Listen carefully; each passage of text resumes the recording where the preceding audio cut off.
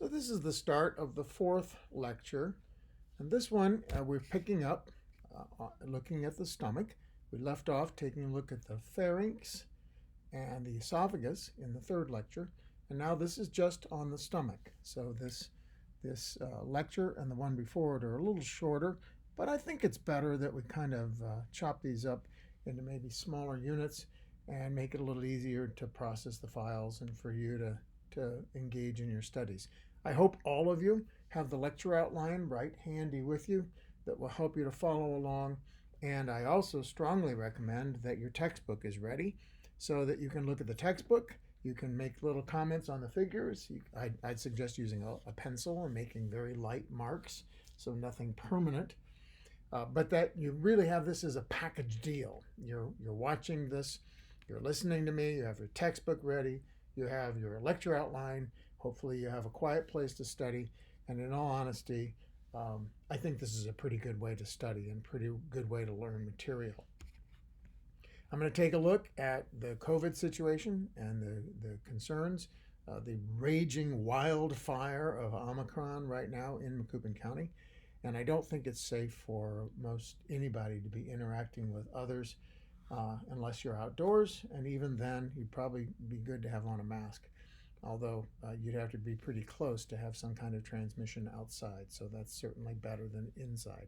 Okay, let's take a look at the stomach and really start thinking about this other essential organ that's part of our digestive tract. So here's a figure from your textbook. Really good to turn and find this figure in chapter 25. And there's a lot of detail here. Again, I'm delighted to have these recorded lectures as you were just about to begin your dissections on the digestive tract starting on the 25th of January. So virtually all of this relates to your cat dissections and really ties together. You also can come back and listen to these lectures over and over. I'm just really liking this recording right now. So what does the stomach do? Why do we have a stomach? Well, I'll give you a little hint. Not every animal with a vertebral column, the vertebrates, has a stomach. The stomach is an adaptation for finding meals infrequently. And I'm going to talk about this in just a second. So it's a muscular sac, and it's related to infrequent meals when you find an opportunity to eat, and then you take great advantage of that. So what do we see? We've already talked about the esophagus coming down and this sphincter right here that opens up and allows food into the stomach. And it's just inferior, as it says, to the diaphragm. But here's my point, right here, very bold and at the beginning. What the stomach largely is a food storage location, an organ to store food. It does other things, and we're going to look at that, and it has roles in digestion and other things. But as the stomach has evolved, it's evolved and been most dramatic in those organisms that, for whatever reason, in their environment, find a lot of food. In that time of food in one location, this allows you to ingest and then move on to do all the other things that animals do in their lives. Find mates, find shelter, raise their young, read a book about human anat and phys, whatever it is we do. So you can go someplace, get a meal, and then go other places and still be processing that meal. In addition, there are other advantages of a stomach, and that is competition.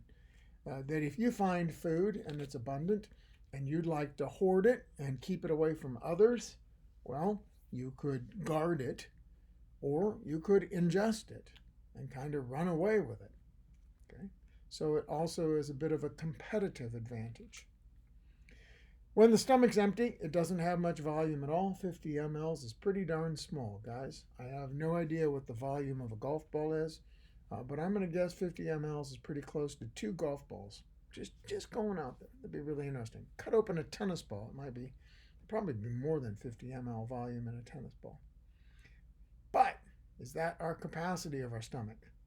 No, not at all. That's when it's completely empty. It can be very, very small. If you put food in it after a typical meal, that might be 1 to 1.5 liters of fluids and materials that you've ingested if it's a big meal. If you go to Subway and you eat a whole 1 foot sandwich and then drink a big drink with that, that will easily be in the closer to the 1.5 liter capacity. Remember the size of a 2 liter bottle. A 2 liter bottle of soda, that's a bit more than a typical meal. On the other hand, if you really want to stretch the limits and find out what is the capacity of the stomach, it might be closer to essentially a gallon of milk. So a gallon of milk is not quite 4 liters, but it's really close.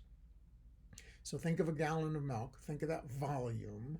Think of also the weight of a gallon of milk. So I don't know if you know what a gallon of milk weighs, but the answer is it's somewhere closer to 9 pounds, a little over 8.5 pounds, I understand. So it's pretty darn heavy.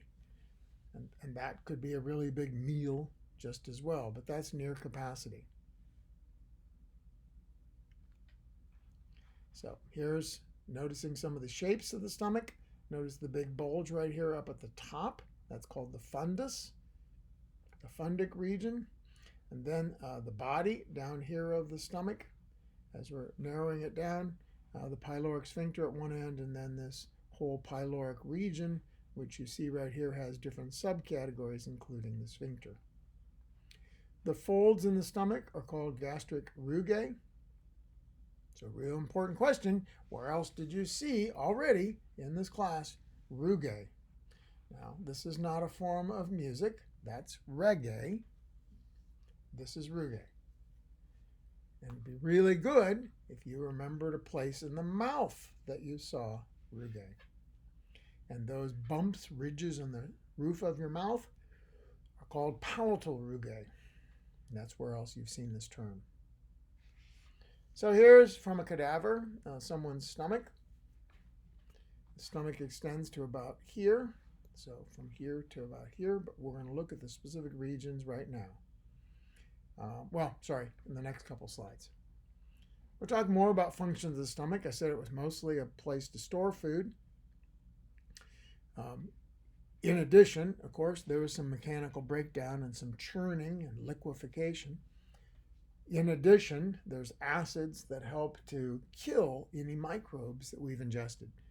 So I don't know if you've ever thought about this, but when you look at people going into the dining hall, they may have washed their hands before they got there. But if you think about it, they're touching things before they get to your food. You're picking up the tray, you're getting silverware, napkins, moving about, maybe going to the salad bar. And by the time you sit down, you've touched all sorts of things. And so there's all sorts of bacterial contamination on your hands. And then people pick up food and eat it. Could be pizza, could be a hamburger, or another kind of sandwich, whatever it is, bread that you're eating, maybe with a delicious salad, so you're getting plenty of plant material. Nonetheless, the point is you're ingesting all sorts of microbes. And yet, most of the time, we don't get sick from that. And that's because there's strong acids in the stomach. And one of those functions of those strong acids is to kill those microbes that we've ingested. So, functions of stomach. One is ingesting a meal, and on that meal there's going to be microbes. And so part of the acid is to kill those microbes on your food. And the second function is to begin chemical digestion and to promote mechanical digestion. What's produced in the stomach and the result of all this process is something called chyme. And it's a soupy or pasty mixture. Oh my goodness, it's not anything very attractive. It's partially digested contents of the stomach that's going to make its way to the small intestine. The duodenum is the first section of the small intestine. So the acidity of the stomach, of course, is quite acid. When it gets to the small intestine, we're going to see that the pH is elevated. It's raised to a basic level very, very quickly. So we're going to see a change in pH just as well from stomach to the intestines. The chyme itself, though, when it ejects from the stomach, is going to be quite acidic and pasty. Most digestion, as I'm saying here in bold, so I must really mean it because I use bold, most digestion is in that small intestine. What are we going to see that's going on in the stomach? Well, what's happening in the stomach is beginning some fat and some protein digestion, a little bit of absorption, and we're going to take a look at that. But most of those chemical reactions are the result of some very particular cells that are in the stomach, and so we're going to take a look at that. Okay, so stomach shape. Some tall people, it could be almost a vertical structure. For people shorter like me, it might be a bit more horizontal. Okay. The next slide is going to show these four regions: cardiac, fundic, body, and pyloric. So you can pause here if you'd like these descriptions, but I'll bet they're in the book. And now here's figures, again, that are not in your book. I like these, taking a cadaver dissection and here very, very specifically highlighting the regions of the stomach so you know what's meant. So right here in this area is a very specific structure that guards the opening from the stomach to the small intestine. And I hope you know that that would be the pyloric sphincter. Okay? And because it's an anatomical sphincter, you can feel it on a cat or a human dissection because it's going to be a thick band of muscle right here. Okay? Here, figure 2512b, so you might want to look that up in your textbook. And it's possible that this was a numbering from a different edition, maybe from the 7th. So please check. It'll be very, very close. But I have high confidence that they use the same figure.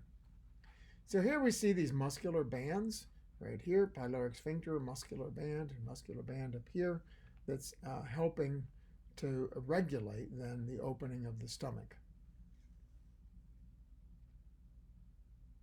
Here we see the different regions of the stomach we just identified. You see these gastric rugae, which are those folds that allow the expansion. Now taking a look at the microscopic anatomy, so the histology, and this is something we will do in class where you take a look at the stomach. And here's a bit of the weird part of the histology of the stomach.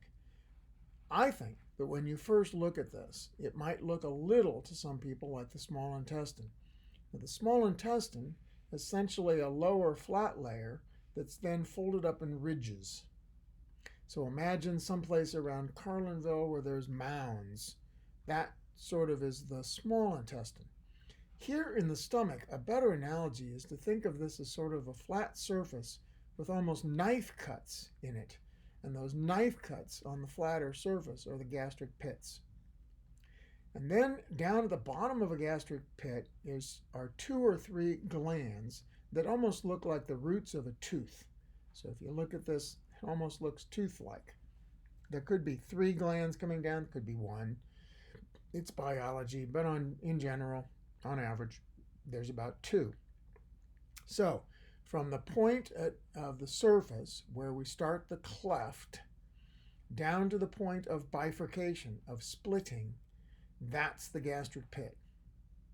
And then the forked part down here are the glands, and the cells that line the gastric pit and the cells that line the glands are different.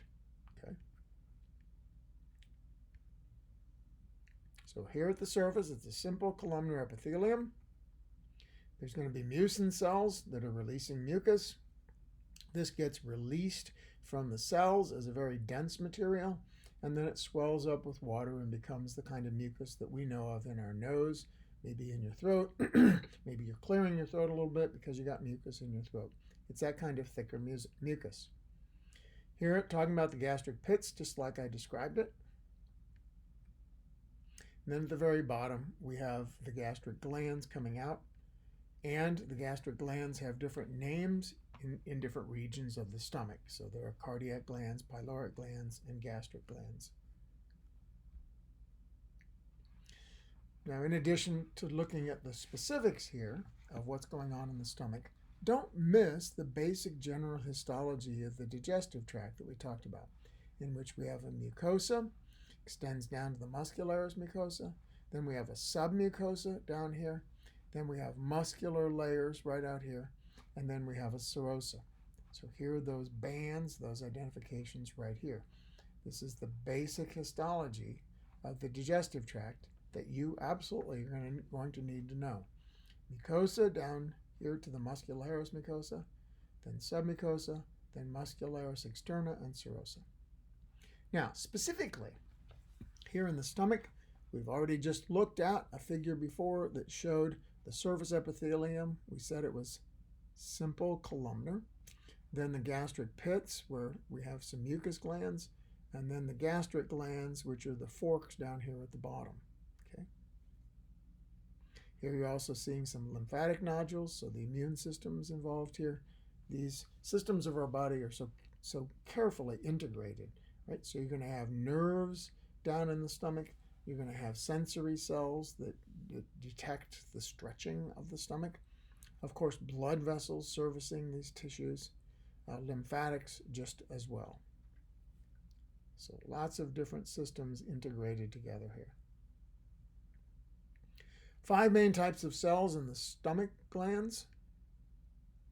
Mucus cells that are right at the neck that are making that mucus, that are sort of, we're going to see protecting the region.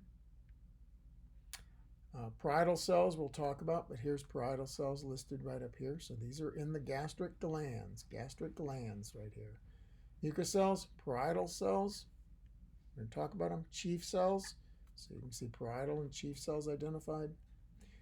Depending on the slide, depending on the staining, you can distinguish between parietal and chief cells on a slide.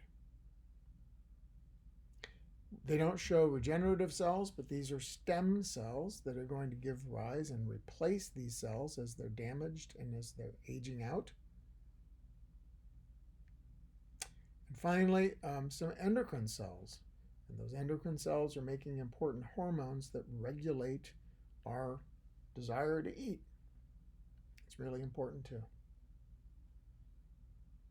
So hormones that get added to the Circ system and distributed broadly, and also paracrine messengers, which are more locally regulating processes.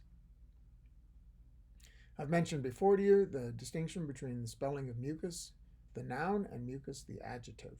So when you look up here, these are mucus neck cells right here. These are descriptions. What kind of cell? It's a mucus cell, so that's an adjective. Okay. Mucus neck cells make mucus, and so there's the noun right here. This is the adjective describing cells. This is the noun, the thing. So what's being secreted? What's so important about this region? Parietal cells are making, as you can see, a factor that's essential to the absorption of vitamin B12, and also this hormone called ghrelin. And we had some excitement wondering if we could perhaps control the expression of ghrelin and somehow control people's hunger and help them to lose weight. But as most things in biology, it's not simple. So what do parietal cells secrete? These 3 things: intrinsic factor, ghrelin, and hydrochloric acid. Chief cells. They're making something, this gastric lipase, which helps with digestion of dietary fats. They're making a chemical called pepsinogen. We're going to just talk about that in just a minute. And they also make hydrochloric acid. Oh, I'm sorry. And the pepsinogen, sorry, I screwed this up. The pepsinogen is affected by hydrochloric acid. The hydrochloric acid is made by parietal cells. The hydrochloric acid acts on pepsinogen, and as we're going to see, converts pepsinogen into pepsin, which is the active digestive protein. So you need the acid to convert pepsinogen into pepsin, which then helps to digest proteins. Okay? So hydrochloric acid from parietal cells, pepsinogen from chief cells, an interaction between those two activates pepsinogen into pepsin. This is where protein digestion starts, but it's completed in the small intestine where there's a lot of absorption. Here in figure 2515, or really close, depending on the edition you're looking at, here it's exactly what we said. Parietal cells making hydrochloric acid, chief cells making pepsinogen, then the interaction between the two causes this peptide to be removed, and that activates then pepsinogen into pepsin. And pepsin then is breaking down dietary proteins into smaller pieces and even individual amino acids. So, just talked about conversion of pepsinogen into pepsin for protein digestion. Hydrochloric acid from parietal cells is doing some other things. It activates this lingual lipase, so lipase which comes out in our saliva, which starts fat digestion. You can see here that acid's breaking up itself as an acid, plant material. Here it's converting one type of iron into another, and Fe2 is absorbed, as you can see, for hemoglobin synthesis, really important. And then finally, this is what I talked about already, the acid helps to kill the ingested pathogens, whatever it is that we brought in. So it could be bacteria, it could be single-celled eukaryotes that cause disease, and of course it could be fungi, so molds. So thank goodness we have the acid in our stomach, and we would not want to get rid of it. Look how important it is.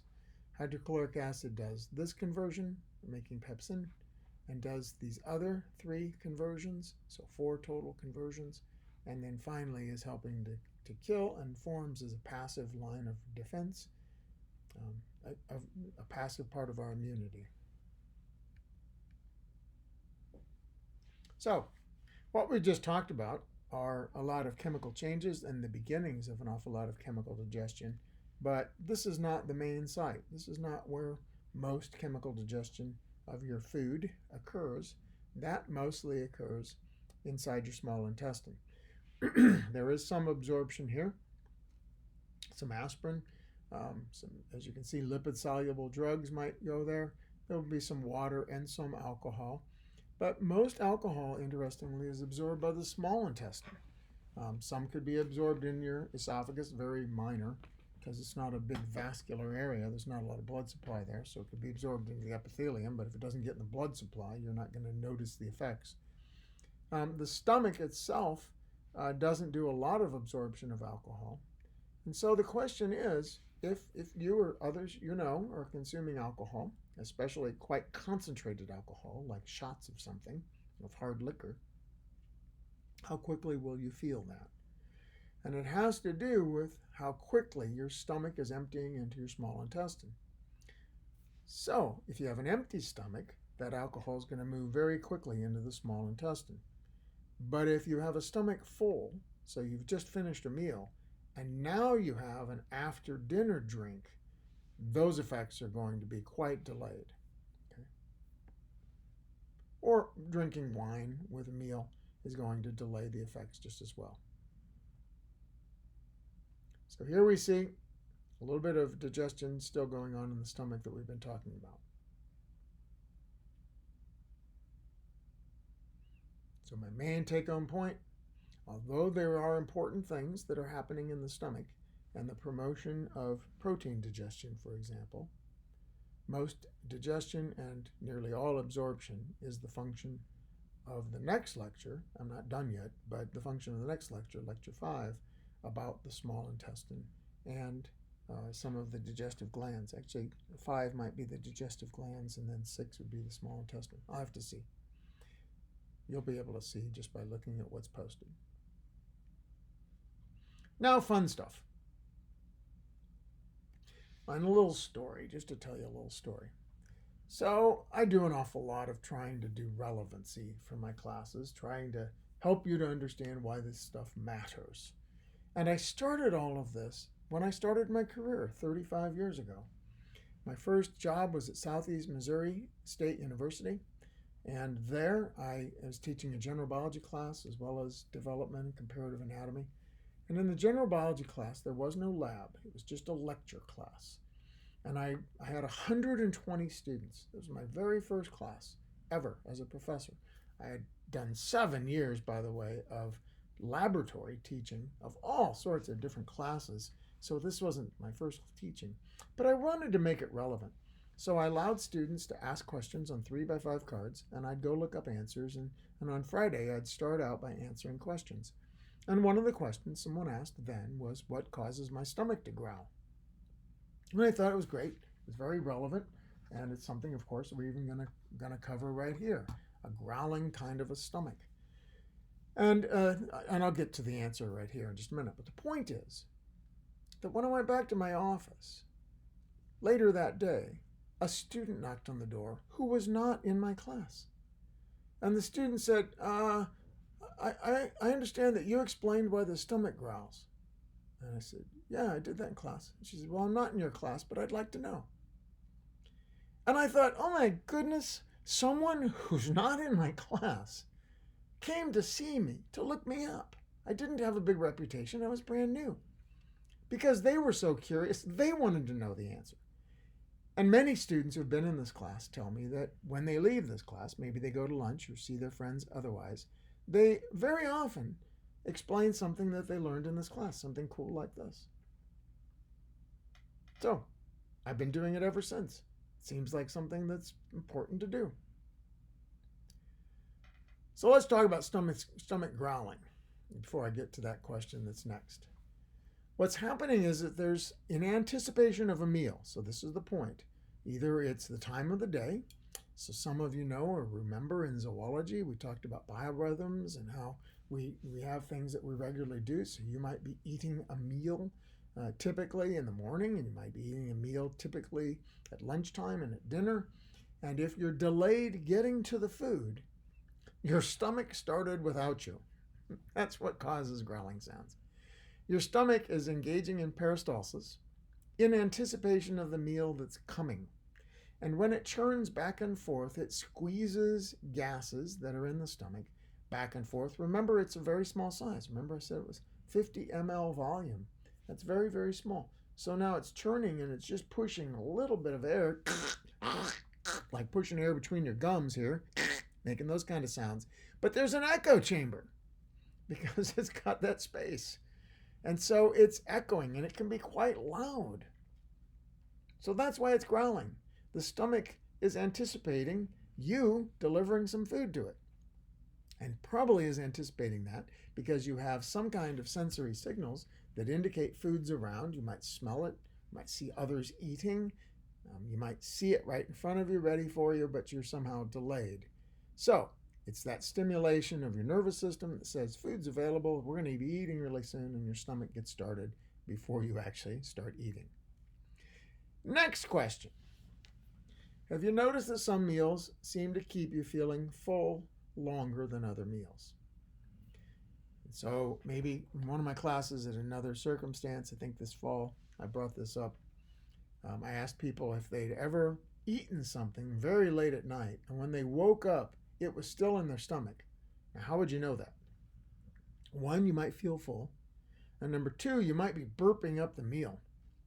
Well, that's kind of weird, right? You eat something, you go right to sleep, and in the morning, you're still burping it up. Well, what was likely in that meal if it lasted a long time in your stomach? And that's the question here. What might make you be full longer, which means what might make food last longer in your stomach? Well, it turns out we have three main types of nutrients that we talked about in Human Anat and Phys 1. And those main categories of nutrients are this: carbohydrates, proteins, and fats. Now, I don't know if you know that if you eat candy and just have candy, and assuming that candy, maybe like a Tootsie Roll Pop, is made of almost all sugar, is that going to make you feel full for really long? And the answer is no, not at all. Carbohydrates are quickly digested and move quickly out of the stomach. What's going to last a little longer? Proteins. So if you might have some chicken breast without breading or anything, so grilled chicken breast that doesn't have anything added, no batter or anything on the surface of it, so it's not crunchy in that way, that's going to last a really long time. And I would expect that can be 4 hours or more. But if you really want food to last a long time, it's a combination of proteins and fats. So if you have a protein meal that's fried, So something like Kentucky Fried Chicken or somebody else's greasy fried chicken meal, that you could expect could last you 8 hours or more.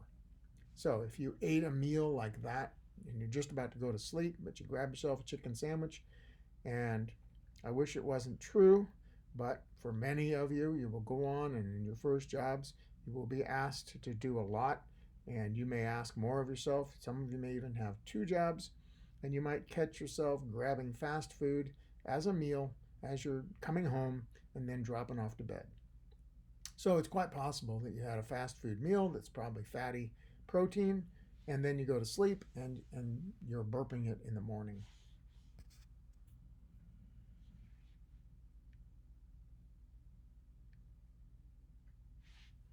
More questions.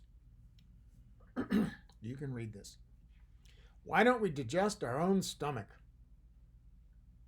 Stomach is beginning the process of protein digestion. Your stomach, as you know, so think about this. Where's the protein? Where's most of the protein in your stomach? Your physical stomach. Where's most of the protein? And it's those muscle layers, guys.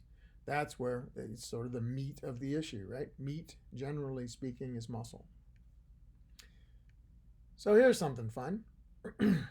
Here's a particular recipe. It's got other things in it. Here's a carrot, it looks like. Maybe that's a basil leaf right there. So other kinds of things. This is a recipe of cow's stomach. Cow's stomach is called tripe, and for people who are eating a meal of tripe. Here's my point. You can eat a cow's stomach and digest the cow's stomach, but not your stomach. Right? So I don't know, you figure out the circumstance where you could eat someone else's stomach. That's undoubtedly some horror movie somewhere. Let's not spend a lot of time on that. So my point is, let's pick another animal. Let's look at eating a cow's stomach, which is going to have the same basic histology. Okay. And so my point is that you can eat another animal's stomach as a prepared meal, digest that, and still have a stomach when you're done. So how's the stomach protected from digesting itself? And here's the answer. 3 different ways. One is that mucus coat does provide resistance for the stomach itself, and that's very important. Thus, the loss of the mucus coat by some other kind of irritation is then going to be an opening. It will be an opening for your own stomach acids to be digesting your stomach itself. That's not good. So you want this intact mucus coat in a healthy stomach. Second, and we've talked about this in other topics and other systems of the body, at the very, very top, so the luminal side where epithelial cells come together, in the small intestine and in the stomach here, there are tight junctions.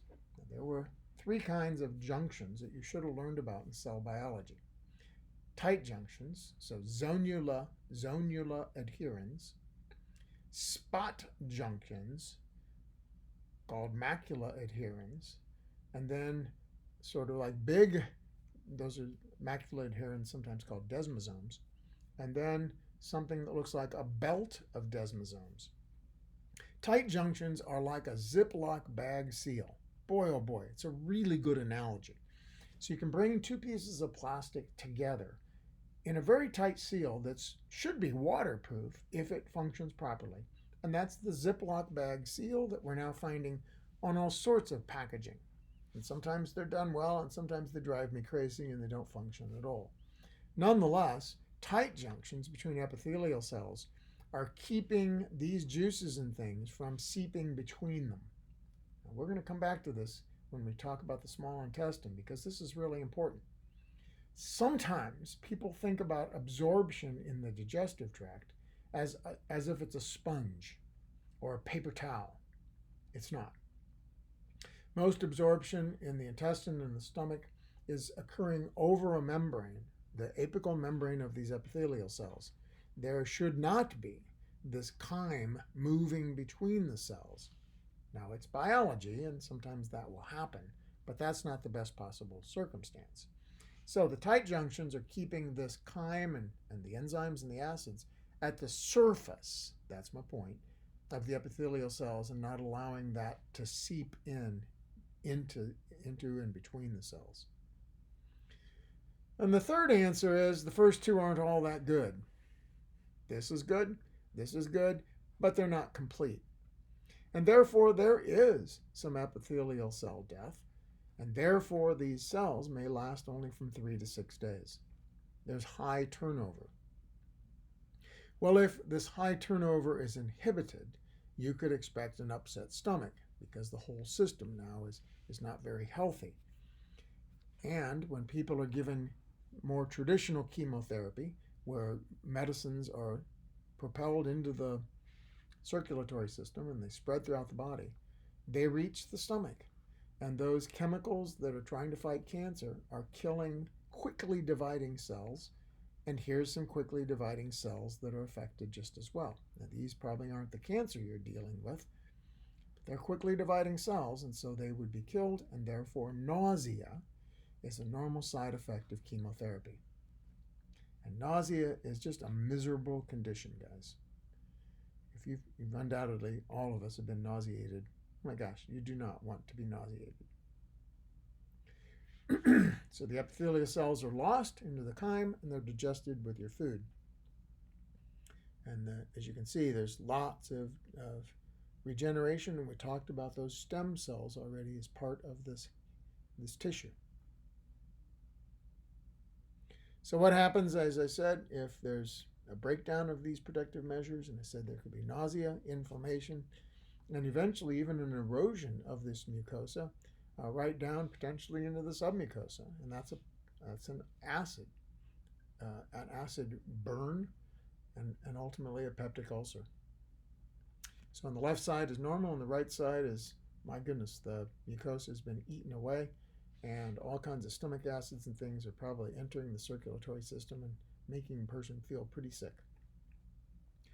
What's interesting is that part of this inflammation and irritation seems, in many cases, to be caused by a bacterium, a relatively recently discovered bacterium called Helicobacter pylori.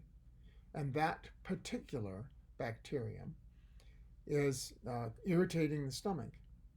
I've talked about this already in the process of science when I talked about this in zoology. Okay, because that was an interesting discovery that countered our general thinking and required a great deal of evidence. All right, how about vomiting? I always find these kind of things interesting. I'm not sure where there's the need for this sign, but nonetheless, this is vomiting downward, and we talked about that problem because the person's bent over, and so we've said the forceful expulsion is more likely to go out the nose when you're facing down, but if you're facing up, then you're puking all over the back of the toilet or wherever you're at. All right, vomiting. You know what vomiting is. It's stomach contents and can include intestinal contents out the mouth. It's controlled by the medulla oblongata, which is controlling so many of these actions that need to occur to vomit. And it's a reflex. So it's an ancient reflex. It's probably been adaptive because it allows you to expel something that you probably shouldn't have eaten. So you eat something and some food poisoning occurs, and now you're trying to get rid of whatever that is, and that's a pretty good response. It's also interesting, people who study this kind of stuff, if you think about it, when you see someone else vomit, it makes you less likely to eat, and it might make you more likely to vomit. How could that be adaptive? Well, if we're together and we're sharing a meal, and I'm vomiting because of something in the meal, then it's probably adaptive for you to vomit. So we think puking is catchy, and watching one person vomit might make another person vomit. Certainly the smells have that effect.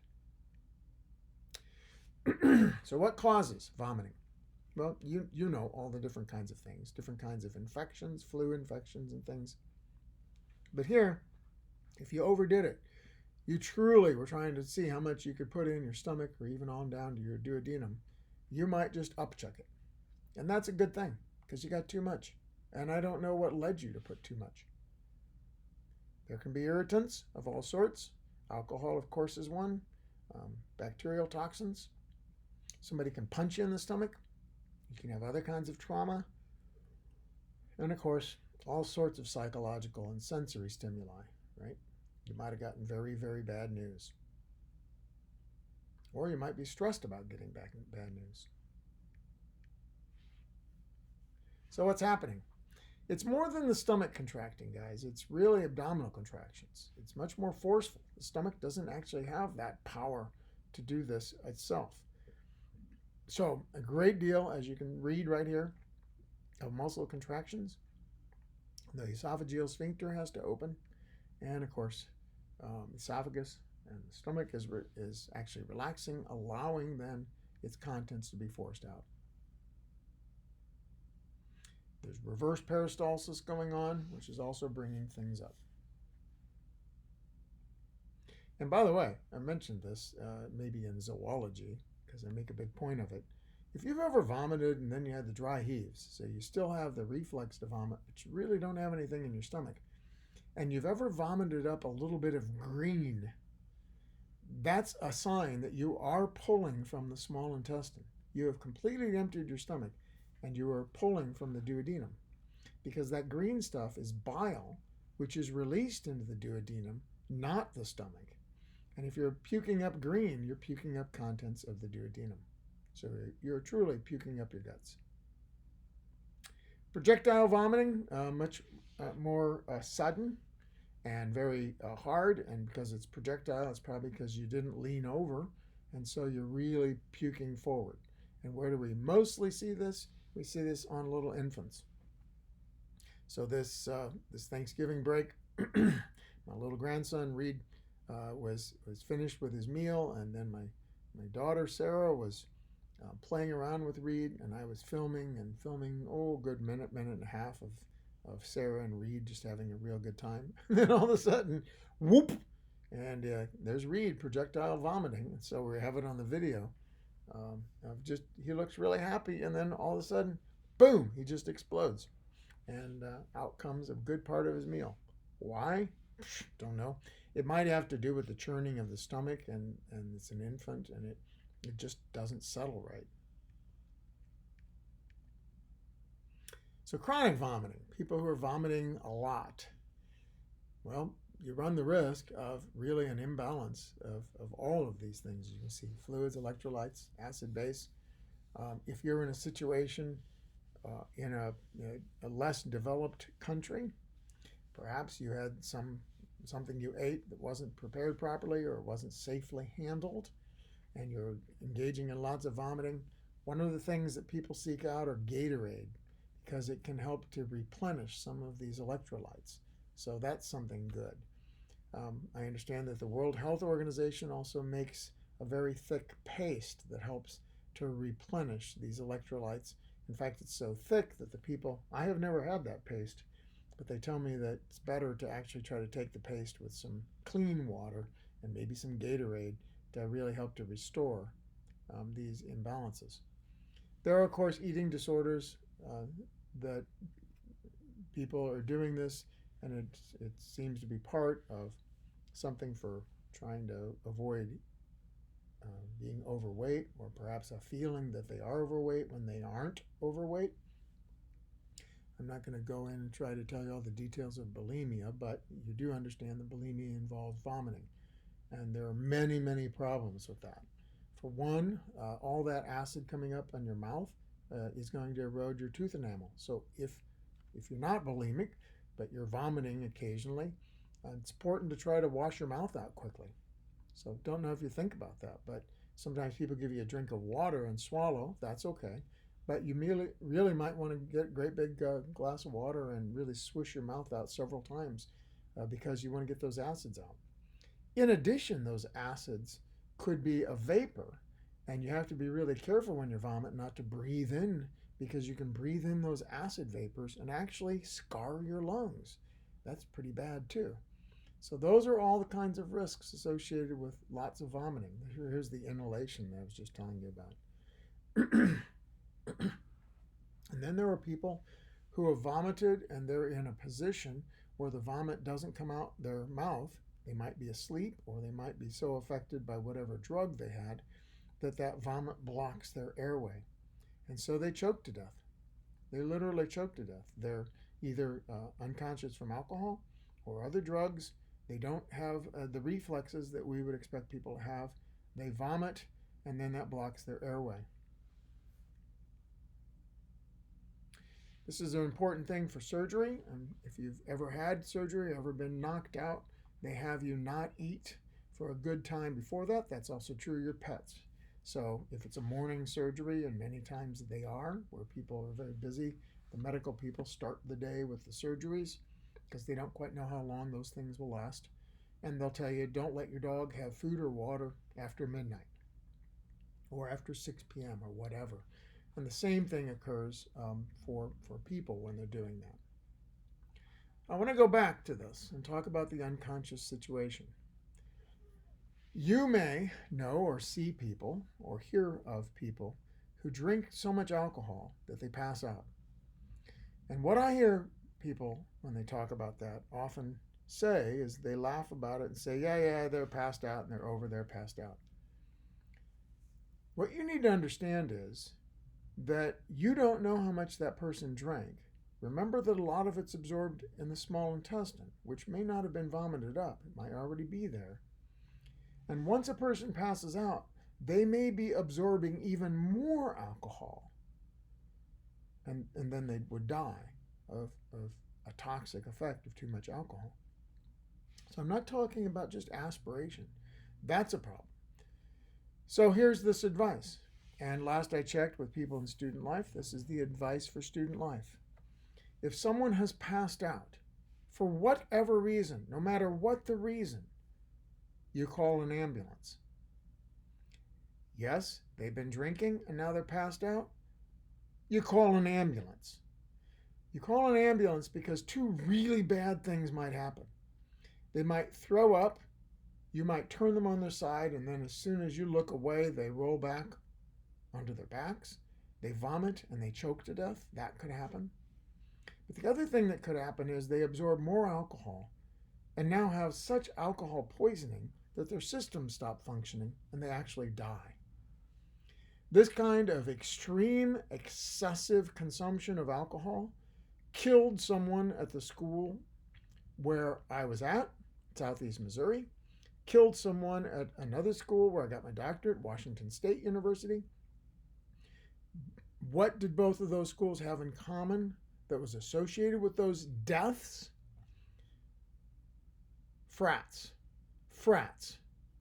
People were going through initiation ceremonies for frats, and somehow they were told or encouraged to drink an unbelievably high amount of alcohol, probably concentrated in something like whiskey or vodka or gin or who knows whatever.